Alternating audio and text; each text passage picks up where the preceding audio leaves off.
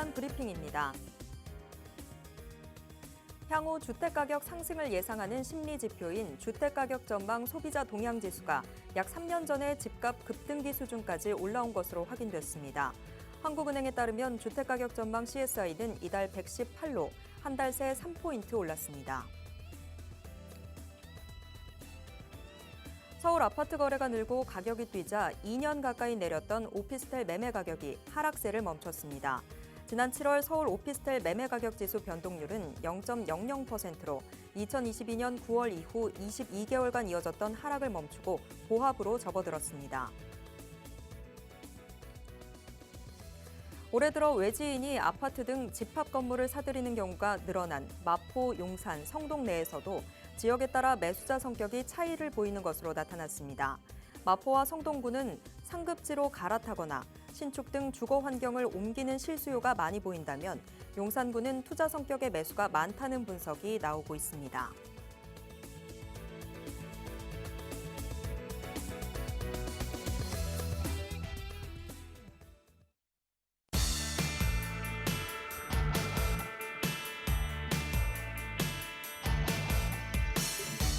여러분 안녕하세요. 부동산 고민 무엇이든 물어보세요. 진행의 최슬기입니다. 금융당국이 서울 아파트 가격 상승세를 잡기 위해서 다음 달부터 수도권 지역의 주택담보대출 한도를 줄이겠다고 발표했죠. 그런데 벌써부터 시장에서는 역효과다 이런 반응들이 나오고 있습니다.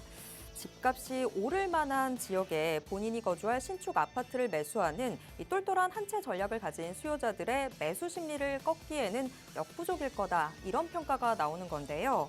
과연 시장은 어떤 흐름을 보이게 될까요? 그 흐름들 오늘도 저희와 함께 확인하시고 투자 전략까지도 꼼꼼하게 세우시면 좋겠습니다.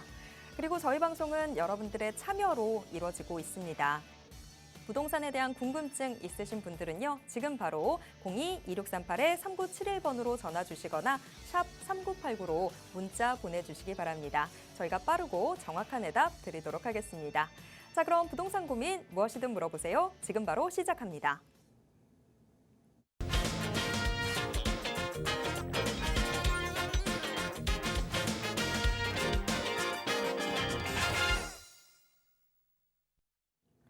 부동산 고민 무엇이든 물어보세요. 목요일에 고민 해결 시작해 보도록 하겠습니다.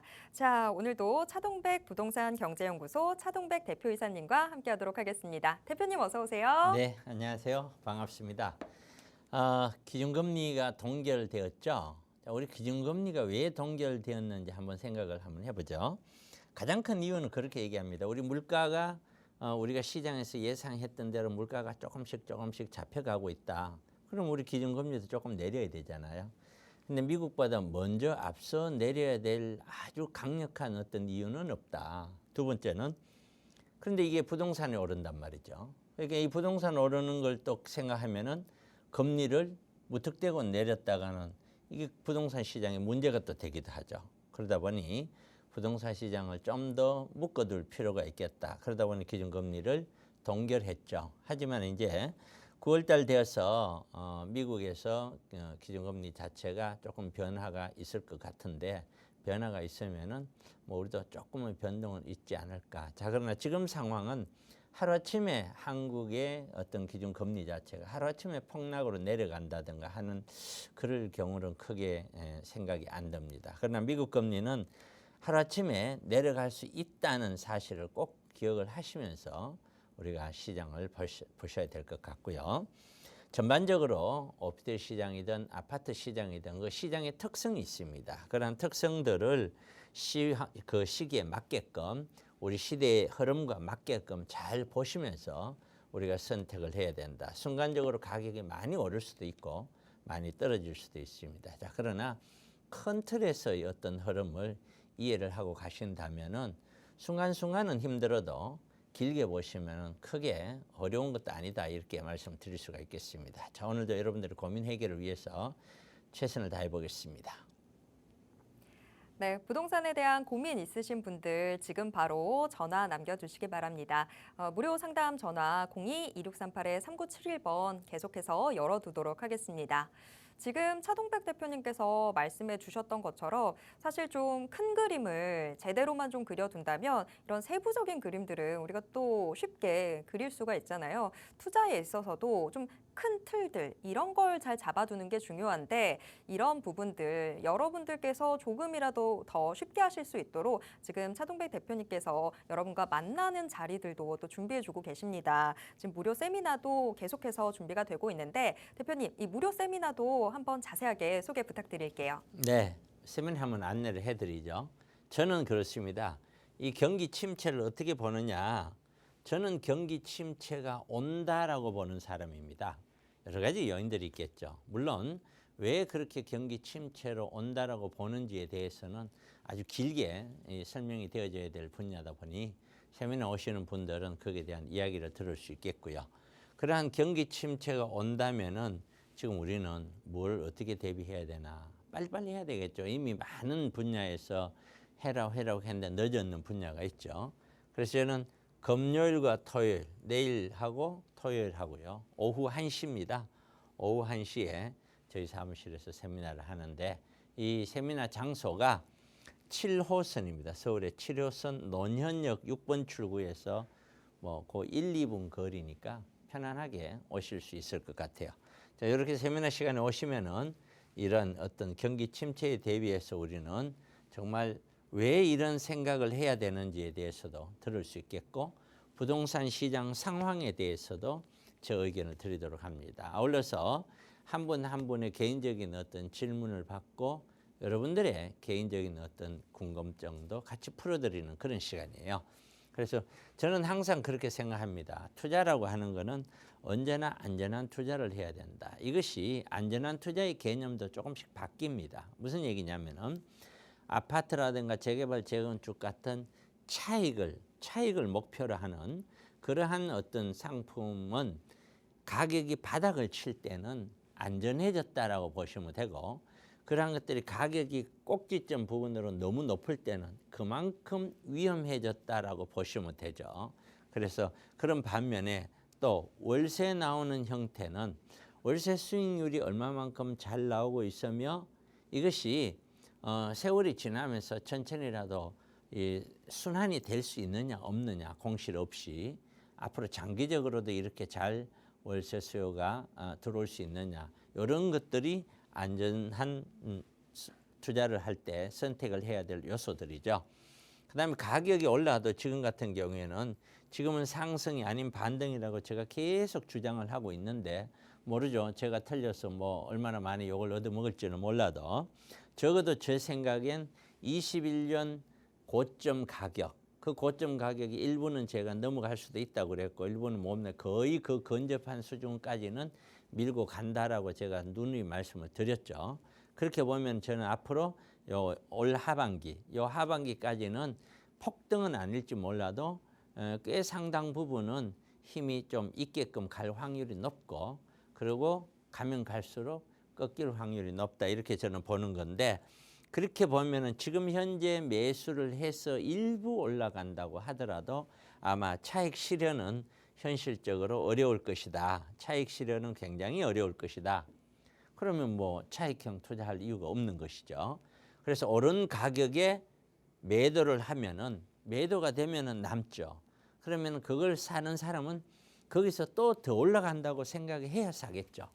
근데 지금 상태에서도 너무나 많은 사람들이 두려움을 가지고 있고 현재 부동산 시장은 오로지 제가 보는 눈에는 영끌들에 의해서 움직이는 시장입니다. 이 영끌들이 거래가 두려움에 떨어서 수습되는 순간 우리는 22년도에 거래가 완전히 사라지면서 어떤 부동산의 조정기를 한번 겪었죠. 그러한 사태로 다시 반복이 될 것이다. 저는 그렇게 생각을 하고 있습니다. 그래서 이러한 내용을 중심으로 세미나를 하니까 여러분들 깊이 있게 생각해 두셨다가 여기 있는 또 우리가 안내해드리는 전화번호를 꼭 메모를 해 두시고 이 방송 시간이 아니더라도 그 전화로 접수를 해 주시면은 아마 좋은 세미나 듣고 가시게 될 거다. 그렇게 확신 있게 말씀을 드릴 수가 있을 것 같아요. 그런 세미나 시간에 많이들 오셨으면 좋겠습니다. 네, 우리가 투자를 사실 행복하려고 하는 건데 오히려 투자를 해서 전전긍긍하고 뭐 더 힘들어 하시는 분들도 또 덜어 보게 됩니다.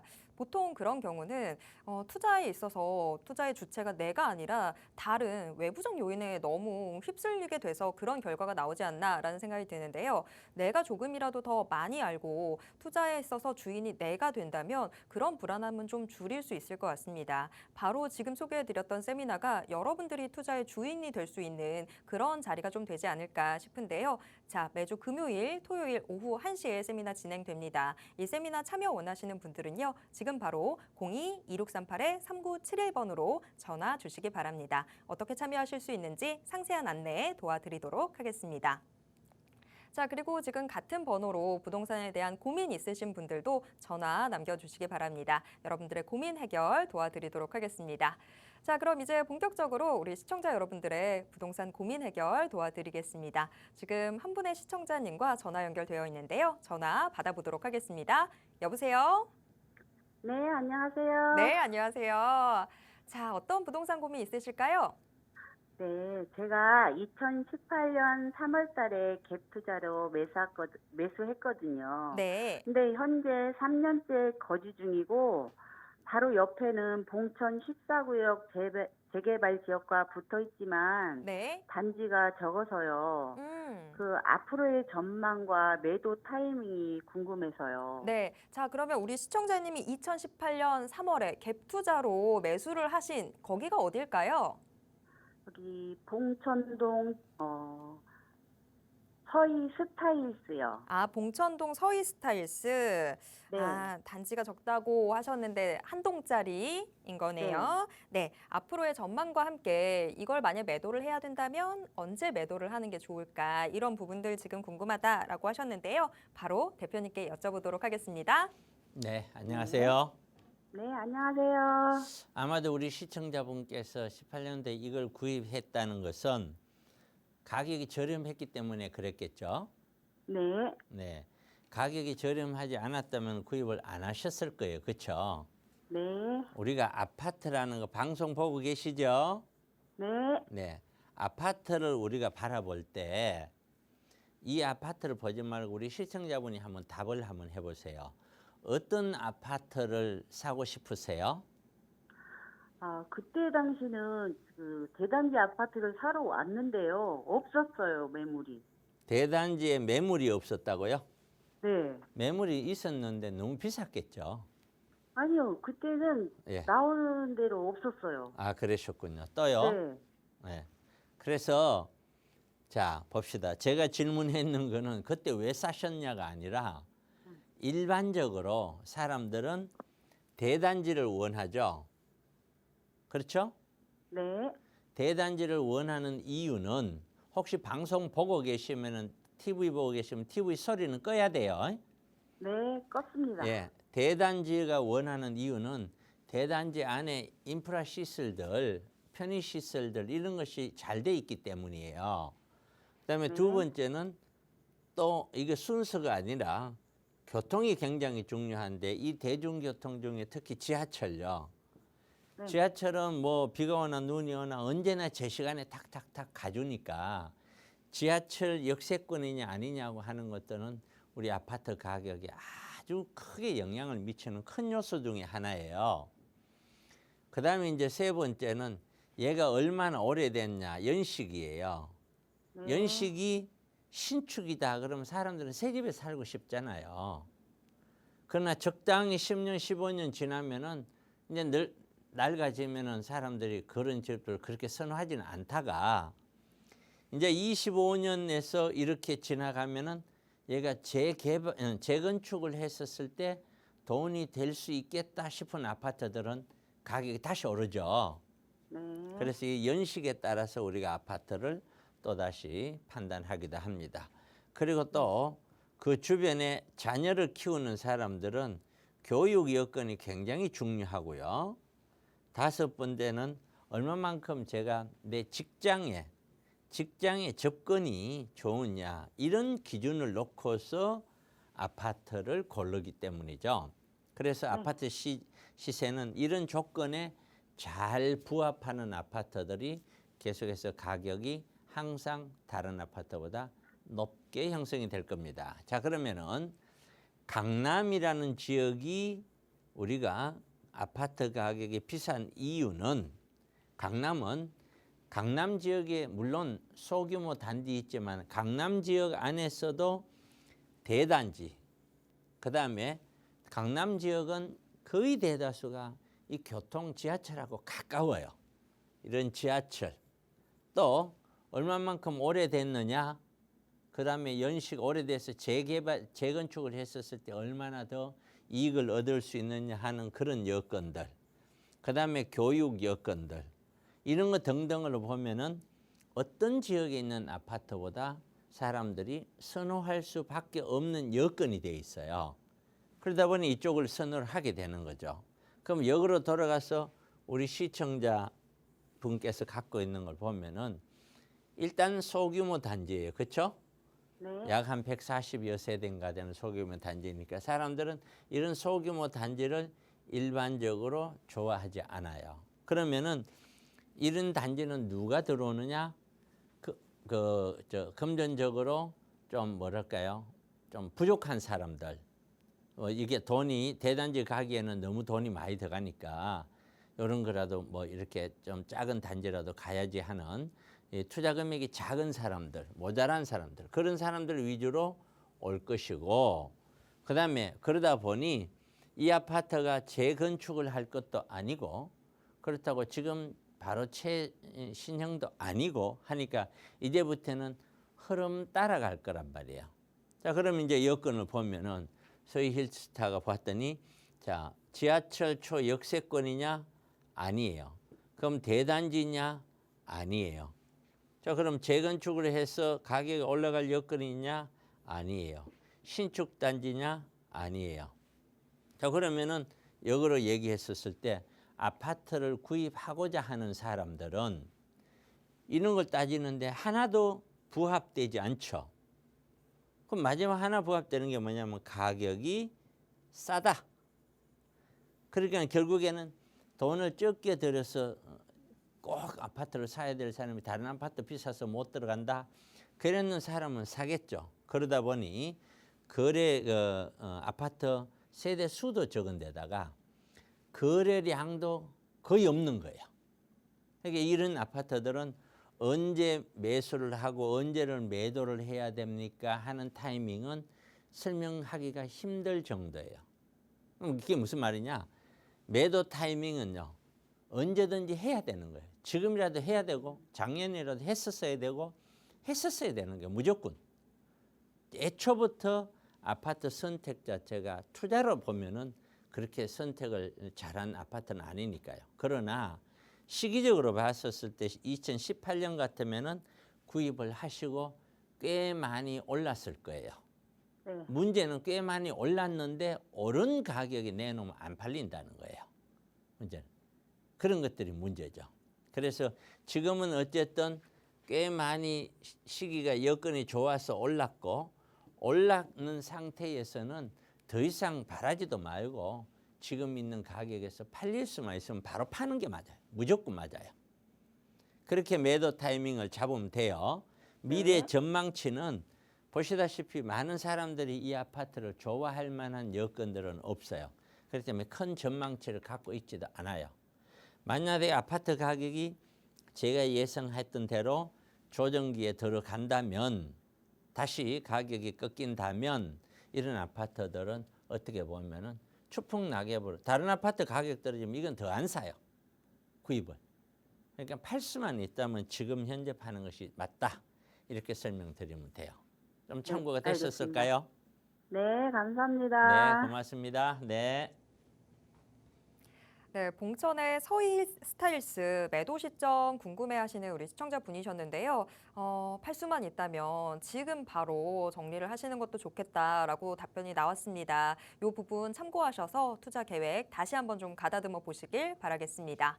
계속해서 다음 시청자분 만나보도록 하겠습니다. 이번에는 문자로 들어와 있는 사연 확인해 볼게요. 전화번호 뒷자리 2008 쓰시는 우리 시청자분이신데요. 현재 살고 있는 집이 매도돼서 10월 말에 잔금을 치릅니다. 갈아타기를 해야 할지 아니면 월세를 살면서 관망해야 할지 고민 중인데요. 어떻게 해야 할까요? 라고 지금 문자 보내주셨습니다. 자, 갈아타기냐 아니면 월세냐 둘 중에 어떤 선택지가 더 좋은지 대표님께 바로 여쭤볼게요. 네, 일반적으로 이러한 고민을 갖고 계신 분들은 연세 드신 분들은 이런 고민을 거의 안 해요. 거의 안 해요. 그리고 자녀가 있는 분들도 사실 이런 고민을 별로 안 해요. 그럼 최근에 정리하고 그럼 월세를 살까요? 이 말은 어떻게 보면은 월세가 몇백만 원짜리 들어갈 수 있는 여건이 아니라 그냥 만약에 두 분이서 산다면은 뭐 100만 원이든 얼마든 그 정도로 살 수 있는 여건이 돼 있는 그런 분일 확률이 높아요. 자, 그러면은 이거는 우리는 그렇게 판단해야 돼. 이게 대한 질문은 사실상 따지고 보면은 현재 부동산 시황이 어떻게 되나요? 이 시황을 보고 결정을 해야 되는 거예요. 만약에 현재 부동산 시황이 앞으로도 계속해서 더 올라갈 것 같습니다. 이제부터 시작입니다. 라고 한다면은 이거는 재투자를 해야 되겠죠. 이거는요. 그런데 이제 거의 꼭지점 부근에서 제가 늘 말씀드린 대로 꼭지점에서 내려갔다가 바로 반등하지만 이 꼭지점 지금 이제 21년이 됐는죠.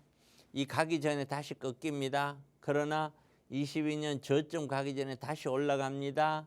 두 번째 반등은 첫 번째보다 훨씬 강해서 21년도 가격에 거의 근접합니다.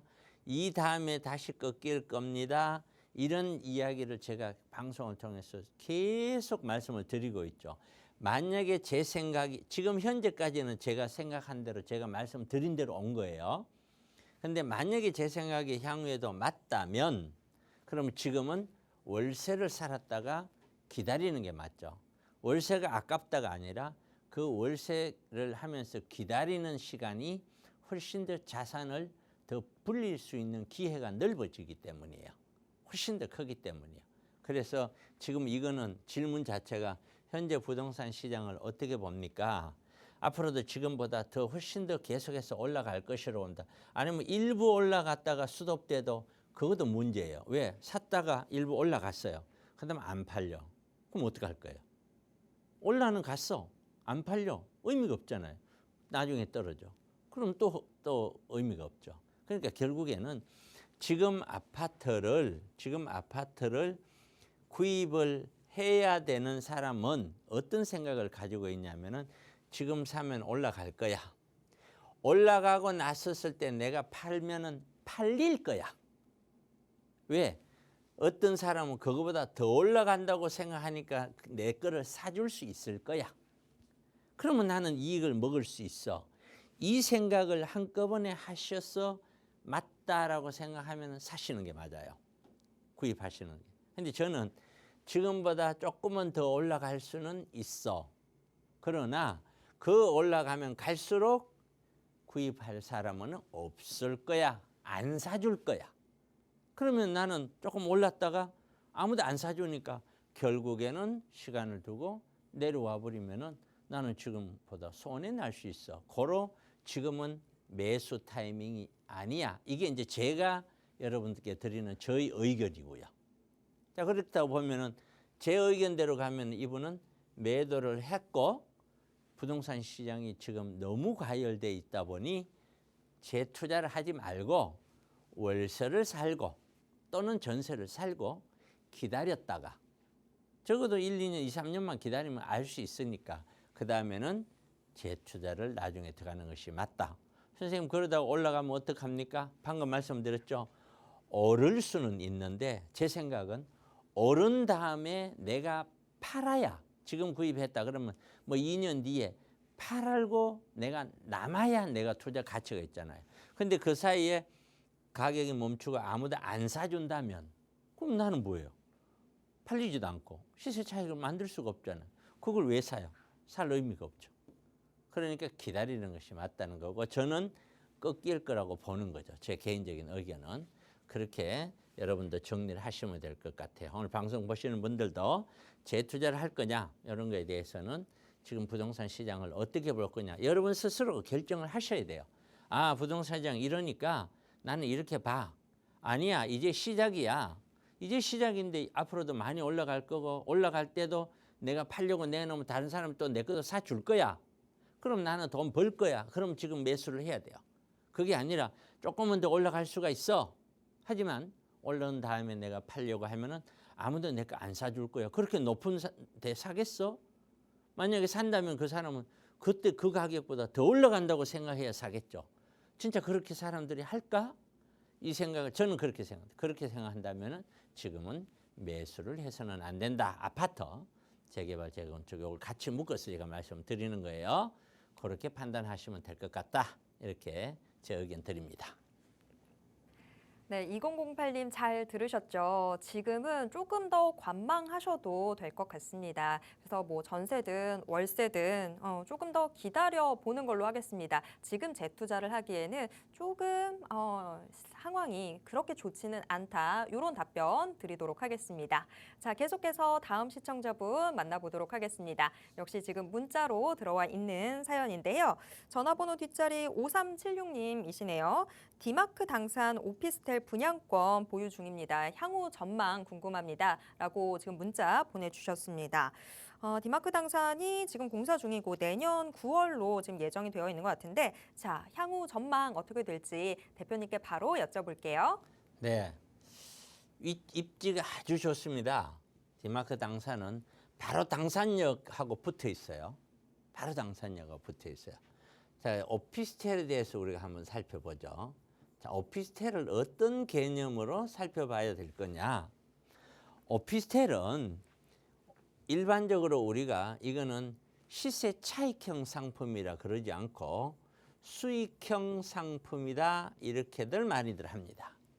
이유는 뭐냐면은 차익형 상품은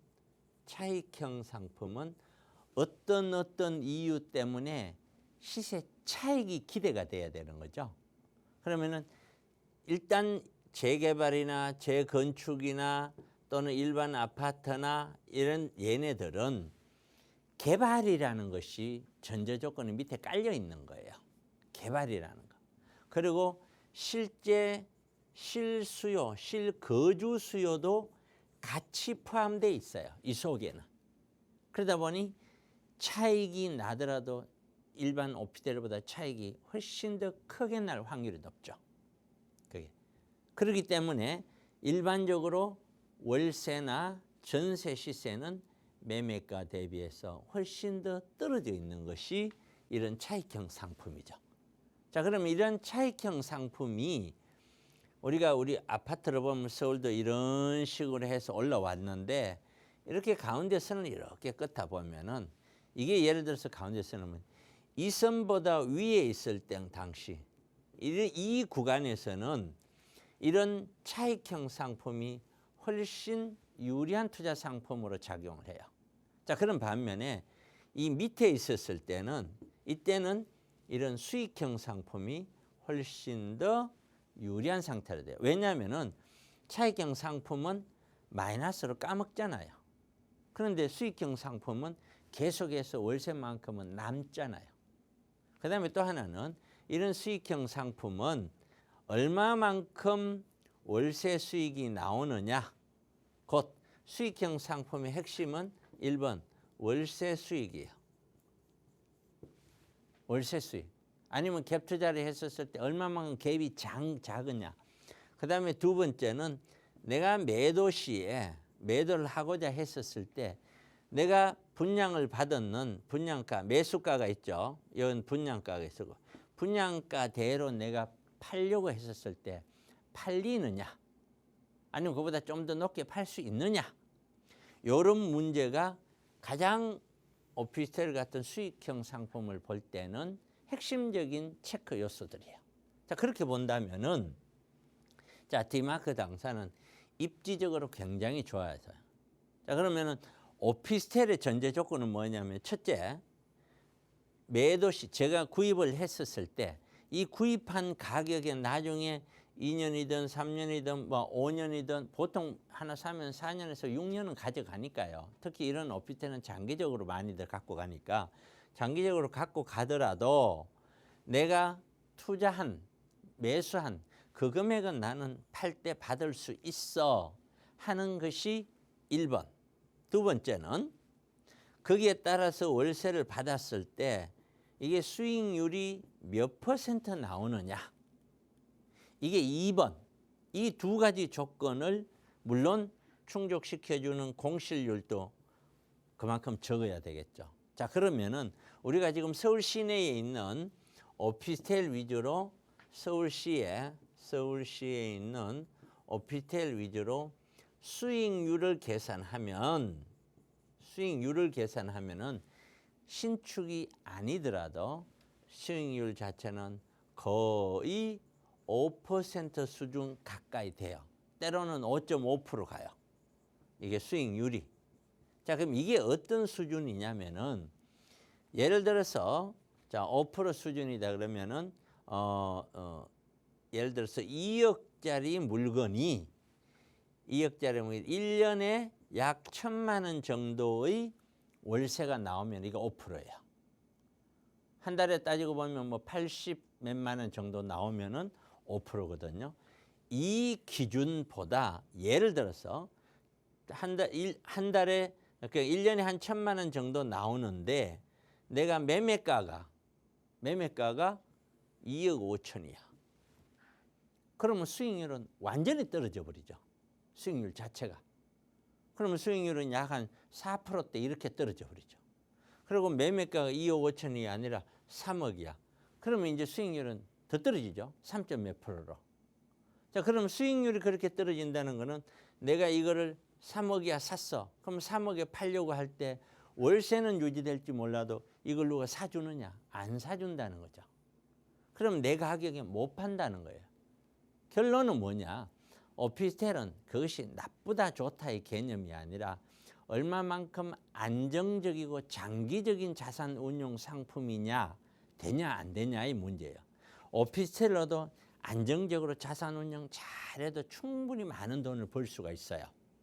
지금 나오는 오피스텔들은 현재 보면은 오피스텔만 잘 구입을 해도 제가 계산한 바에 의하면은 단순 논리로 보더라도 10년이면은 내 자산의 거의 70% 이상을 더 만들 수 있어요. 그게 무슨 얘기냐? 내가 3억을 투자했을 때 10년이 지나면 내 자산이 5억 이상은 된다는 거예요. 10년 안에. 굉장히 큰 거죠. 그런데 이제 아파트나 재개발이 치고 올라갈 때는 3억 투자했더니 10년 사이에 이거는 2억이 더 불어나는 게 아니라 3억, 7억이 더 불어나 버릴 수도 있죠. 그러니까 올라가는 아파트 가격이 상승기에는 이런 아파트나 재개발, 재건축을 갖고 있는 게 맞아요. 그러나 하락기나 조정기는 이거는 가격이 안 올라가거나 떨어지잖아요. 그런데 오피스텔 같은 경우는 월세 수익만큼 올라가잖아요. 그러니까 역으로 어떤 사람은 떨어지는데 나는 올라가니까 얼마나 좋아요. 그런 차원에서 서로 물건에 대해서 자산 구성을 생각을 해야지 어느 것이 좋다, 어느 것이 나쁘다 이런 식으로 보면 안 돼요. 그래서 다시 돌아와서 지금 디마크라는 이 오피스텔은 문제는 분양가예요. 분양가가 너무 센 거예요. 물론 제가 알고 있기로 여기에는 대충 11평 정도 되는 분양가가 6억이 넘어요. 제가 알고 있기로. 그런데 그 주변에 이게 1.5룸으로 구성은 예쁘게 하이엔드해서 아주 좋게 만들어서 나오죠. 고급스럽게 젊은이들 좋아하게. 그런데 그 주변에 11평 정도 되는 투룸이 기존에 있는 것들이 얼마면 사냐. 3억 되면 사요. 3억 초반에. 구입할 수가 있어요. 절반 가격에. 그럼 이 돈이면 2개를 사요. 어느 걸 사는 게 맞냐라는 거예요. 그러니까 이거를 분양을 받는 게 과연 맞느냐, 수익률이 나오겠느냐. 제가 판단했을 때 절대 안 나온다는 거예요. 눈앞에 보기 좋다고 이게 투자 상품이 좋다라고 생각하시면 안 된다는 거죠. 그러니까 결국에는 결론은 그래요. 입지도 좋고 모양도 좋고 깨끗하지만 분양가가 너무 높다. 이 높은 가격에 구입을 해서 내가 수익률을 만든다? 못 만든다. 만들 수가 없다 이거는. 그러니까 결국에는 우리는 투자를 하는 거잖아요. 투자라고 하는 개념은 내가 눈으로 보고서 무조건 눈에 좋다고 깨끗하다고 살기 좋다고 투자되는 게 아니에요. 얼마만큼 투자 수익률을 만들 수 있냐 없냐를 투자 분석을 해야 되겠죠. 그래서 여러분들도 투자에 대한 기본적인 분석은 할 줄 알아야 되고, 그걸 할 줄 모르면 어떻게 해요? 세미나에 오든 아니면 여러분들이 생각하는 그런 전문가한테 가든 해서 그런 해안을 키우고 그리고 계산할 줄 알아야 되겠죠. 그리고 투자를 해야지 묻지마식으로 투자를 해서는 안 되겠죠. 그래서 결론은 오피스텔을 구입하는 것은 지금 여건에도 맞아요. 지금 현재도 서울시는 오피스텔 자체가 계속해서 상승, 오피스텔이 월세라고 할게요. 계속해서 올라가고 있고, 그래서 오피스텔을 구입을 하겠다. 맞아요. 이유는 첫째, 베이비 부모들이 1차 베이비 부모가 은퇴했고 2차 베이비 부모가 은퇴 시작이 됐어요. 이분들은 하나같이 월세 나오는 것이 필요로 해요. 필요로 한데 아파트나 재개발 쪽에 더 관심이 있는 거예요. 왜? 지금까지 그쪽에서 돈을 더 벌어줬으니까. 그러나 은퇴라는 걸 하고 나면은 그렇게 툭툭 돈을 쓸 수 있는 단계가 못 돼요. 그렇기 때문에 가면 갈수록 이런 월세 나오는 쪽으로 사람들은 관심을 가질 수밖에 없을 것이다. 그렇기 때문에 서울에 있는 오피스텔은 관심을 빨리 갖고 미리 해둬야 된다 할 사람은, 그 다음에 두 번째는 아무리 그렇다 손치더라도 그 수익률을 계산을 해보고 수익률이 제대로 나오지 않는 정도의 가격이라면은 구축이든 신축이든 구입할 필요가 없는 것이죠. 투자 수익률이 제대로 안 나오는데 그거 사서 뭐 하겠어요. 그리고 세 번째는 그래도 입지 여건이 좀 괜찮아서 내놨을 때 좀 팔릴 수 있는 그런 지역이라야 되겠죠. 지역 자체가 너무 소외된 지역 쪽에서 수익률만 높다고 가격이 싸다고 가는 게 아니에요. 그런 것들을 감안해서 오피스텔을 보신다면은 근본적으로 그런 오피스텔들은 하루라도 빨리 많이 구입을 하셔라. 그러나 여기 있는 당사에 있는 이런 하이엔드 아파트 그 오피스텔은 제 개인적으로는 권하고 싶지 않다. 너무 비싸다. 이렇게 정리를 해드리겠습니다. 네, 디마크 당산 입지야 뭐 너무 훌륭하지만 분양가가 높은 탓에 높은 수익률을 기대하기는 좀 힘들 것 같다. 이렇게 정리해 드리도록 하겠습니다. 자, 계속해서 다음 시청자분 만나보도록 하겠습니다. 역시 문자로 지금 사연 들어와 있는데요. 전화번호 뒷자리 8250 쓰시는 우리 시청자분, 60대 은퇴 부부입니다. 반포동 아파트 거주 중인데요. 담보를 대출 받아서 지금 갭 투자를 할지 고민이 됩니다. 이렇게 문자 보내주셨습니다. 자, 지금 담보로 대출을 받아서 갭 투자를 하는 게 과연 맞는 선택일지 대표님께 바로 여쭤보도록 하겠습니다. 네, 대출을 받아서 갭 투자를 했었을 때는 적어도 그 대출보다는 훨씬 더 이익이 보장이 돼야 되겠죠. 그러면 집을 담보로 대출을 했어요. 담보로 대출해서 갭 투자로 들어가면은 1가구 2주택이 되는 것이고, 또는 이 갭 투자 들을게 타인 명의로 갭 투자 들어가면 1가구 1주택은 되겠지만 세금 문제가 발생이 되겠죠. 그다음 두 번째는, 자, 이런 갭 투자는 어떻게 되냐면 다시 한번 아파트 그림을 그려주면 우리나라 아파트 흐름이 이렇게 온 거예요. 이렇게 왔다면.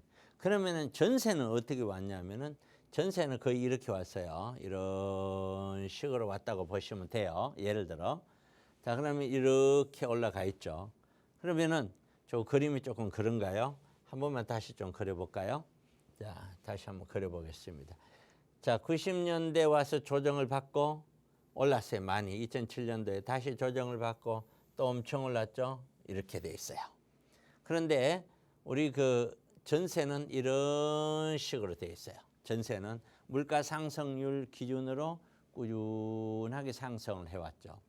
그래서 우리가 요 부근, 이때가 언제냐면 2014년에서 전후가 돼요. 저점이죠. 전저점. 2014년 전후에는 강남에 있는 이때 강남에 있는 아파트 기준으로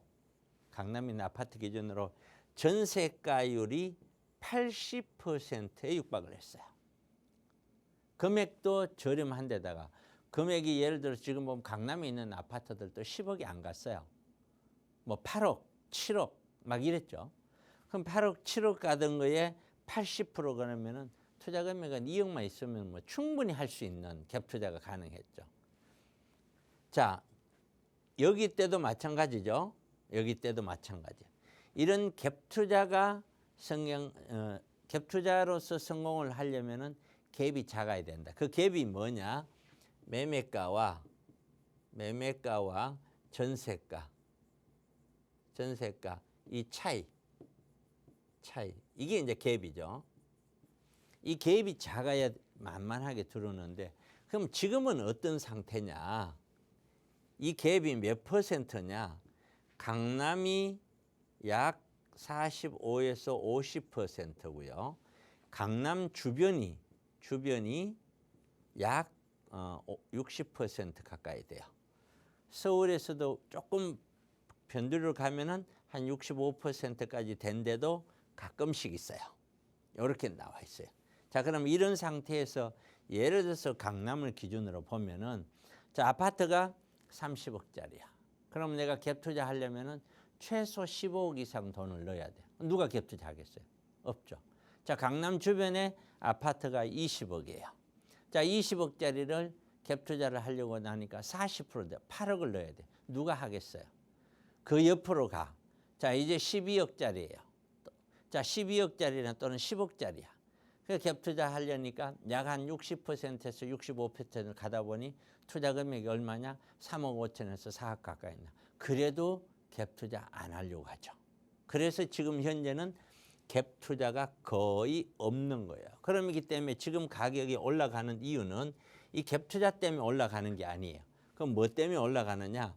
제가 세미나에서 쭉 말씀을 많이 드렸는데 이런 가격이 있다고 치면은 여기가 10억, 15억, 20억, 20억, 30억짜리 아파트라고 보면은 맨 밑에 여기에 신규 진입하는 사람이 여기에서 연끌들이 들어와요. 들어오면 팔았는 사람이 상급지로 가요. 팔았는 사람이 상급지로 가죠. 팔았는 사람이 상급지로. 이래서 거래가 일어나는 거예요. 갭 투자 수요는 거의 별로 없어요. 그러면 결국에는 이 신규로 진입하는 연끌들이 계속해서 원래 이 사람들은 몇 년 뒤에 사야 될 사람들이에요. 이 사람들 대출을 이용해서 앞당겨서 샀는 거예요. 그러면 올라가니까 옆에 대고 또 사자 연끌들, 또 사자 연끌들. 이 현상이 앞으로 3년, 4년, 5년 계속 이어져야 지금의 이 현상이 이어져요. 조만간 대출이든 뭐든 가격이 높아지든 아니면 대출 이자가 부담스럽다 하면 이게 줄겠죠. 줄면은 거래가 그냥 떨어지는 거죠. 낭떠러지로. 그렇기 때문에 저는 지속성이 없다라고 보는 것이죠. 그래서 지금은 이러한 어떤 갭 투자를 할 때가 아니다. 이렇게 정리를 해드립니다. 네, 아주 간결하게 마지막에 딱 짚어주셨습니다. 지금 갭 투자할 때가 아니다라고 답변 나왔습니다. 우리 8250님 요 내용 참고해 보시길 바라겠습니다.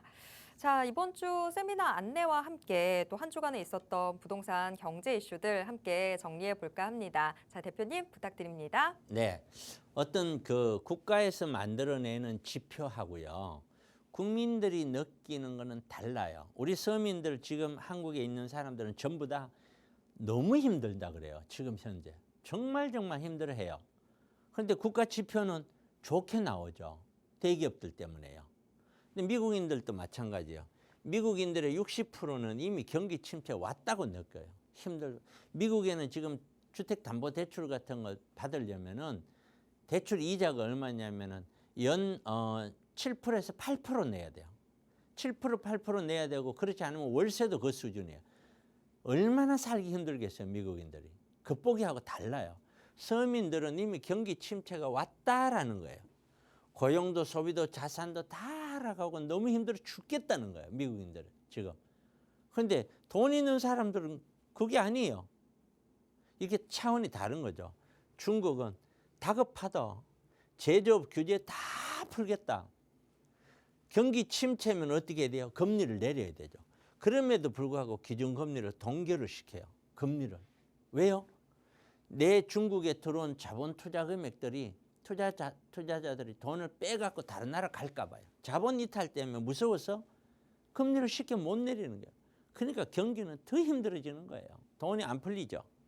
한국은 기업들에 대한 기업이 체감 경기 괜찮다 했는데 4개월 만에 기업들이 체감 경기가 꺾여버렸어요. 그래서 내수, 고용, 투자 전망이 다 안 좋은 쪽으로, 악화 쪽으로 다시 전망이 바뀌어버리는 거예요. 그러다가 전 세계는 지금 전쟁을 하고 있죠. 기후도 하고 있죠. 무역전쟁 하고 있죠. 지금 현재 세계에서 경제가 좋은 나라가 어디 있어요? 명목상 좋아 보이는 나라가 미국 하나밖에 더 있나요?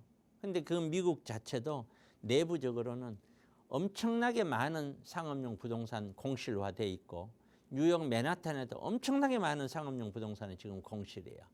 그만큼 거기에 대출해줬던 금융도 지금 부실이에요. 그런데 안 드러나는 이유는 제가 봤을 때는 미국 대선 때문에 틀어막고 있다라고 밖에 저는 생각이 안 들어요. 그러니까 미국 대선이 11월 지나면은 아마 내년 초반기나 올해 말로 해서 상당히 많은 충격이 올 확률이 높고 적어도 내년에 미국 금리는 제가 예단하기는 어렵지만 제 생각에는 거의 지금 5.5%에서 거의 반타작 날 정도로 금리가 많이 떨어질 확률이 높다. 그만큼 경기는 침체가 될 확률이 높다. 저는 그렇게 봐요. 한국은 주택담보대출 계속 놔두지 않겠죠. 당연히 가계대출이 안 잡히면 DSR 적용 범위를 확대하고 9월부터 스트레스 금리를 상향하고 지방보다 오히려 수도권을 더 높이겠다. 주택담보대출 축소를 하겠다. 당연히 부동산 시장 영향 갑니다. 향후 부동산 시장 전망 늘 얘기했죠. 1년이 두렵다. 내년까지가 정말 두렵다. 지금 올라가는 거는 두려운 게 아니에요. 내려가는 게 두려운 거죠. 경기 침체가 올 수 있으니 대비를 하자. 투자를 하더라도 안정적인 투자를 하자. 늘 얘기지만 국가가 우리가 IMF도 겪었고 금융위기도 겪었지만 국가가 우리를 책임져 주지 않는다. 국가가 어떻게 책임져 줍니까? 그렇죠? 그래서 노후 대비에는 노후는 그래요. 집 하나 있고 안정적인 수입이 있으면 기본 무조건 된 거예요. 그것이 핵심이에요. 그렇지 않고 돈도 안 되는 거 붙잡고만 있다고 해서 노후가 해결되는 게 아니에요. 이러한 식으로 지금 부동산 시장과 세계 경제가 흘러가고 있다. 그래서 제가 경기 침체라는 용어를 제가 계속해서 씁니다. 저도 안 오면 좋겠어요.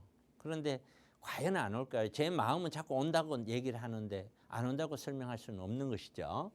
미리 우리는 대비를 해야 되는데 이미 많이 늦었다. 자, 그래서 매주 금요일, 토요일, 내일, 모레 그렇죠. 매주 여러분들은 제 세미나를 신청을 하셔서 오실 수 있어요. 오후 1시부터 세미나가 진행이 됩니다.